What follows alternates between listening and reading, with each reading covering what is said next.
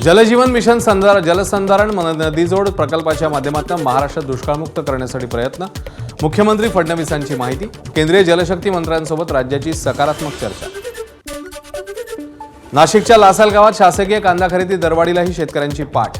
शेतकऱ्यांचा बाजार समितीकडे कांदा विक्रीसाठी अधिक कल। केंद्र सरकारने जाहीर केलेल्या कांद्याच्या दराला अत्यल्प प्रतिसाद। गोंदिया जिल्ह्याला उद्या उष्णतेचा रेड अलर्ट। नवतापाच्या तिसऱ्या दिवशी गोंदिया जिल्ह्याचं तापमान 45 अंशांवर, तर गोंदिया जिल्ह्यात आज 45.2 अंश सेल्सिअस तापमानाची नोंद। बीडच्या मोहखेड इथे केळीच्या बागेला आग। 5,500 झाडं जळून खाक। 4 एकरावर केळीची बाग। शेतात असलेल्या डीपीमध्ये शॉर्ट सर्किट झाल्याने आग लागल्याची घटना। रेल्वे कर्मचाऱ्यांनी कचऱ्याच्या ढिगाऱ्याला लावलेल्या आगीत ट्रॅक्टरसह 120 पोती जळून खाक। भंडाऱ्याच्या तुमसार तालुक्यातल्या नरसिंग टोला परिसरातली घटना।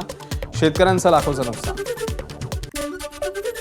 बीडच्या चिंचाळा येथे शॉर्ट सर्किटमुळे लागलेल्या आगीत शेतकऱ्याचा 18 क्विंटल कापूस जळून खाक। घरातलं साहित्यही जळलं। कोल्हापूर जिल्हा प्रशासनाच्या वतीने देशातील पहिली तृतीयपंथीयांची आपत्ती व्यवस्थापन टीम तयार। तृतीयपंथीयांच्या मैत्री संघटनेच्या सदस्यांचा आपत्ती व्यवस्थापन टीममध्ये सहभाग। पूर व्यवस्थापन कसं करावं, बोट कशी चालवावी याबद्दल केलं मार्गदर्शन।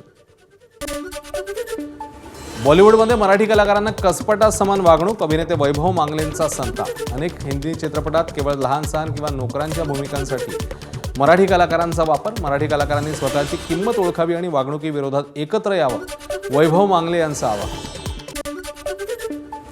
भारतातील प्रतिष्ठित घड्याळ आणि ज्वेलरी ब्रँड टायटनच्या उभारणीची यशोगाथा। Made in India Titan story या चित्रपटाचा धमाकेदार ट्रेलर रिलीज। छोट्या कल्पनेतून सुरू झालेला ब्रँड जागतिक स्तरावर कसा पोहोचला हे प्रेक्षकांसमोर आणणार।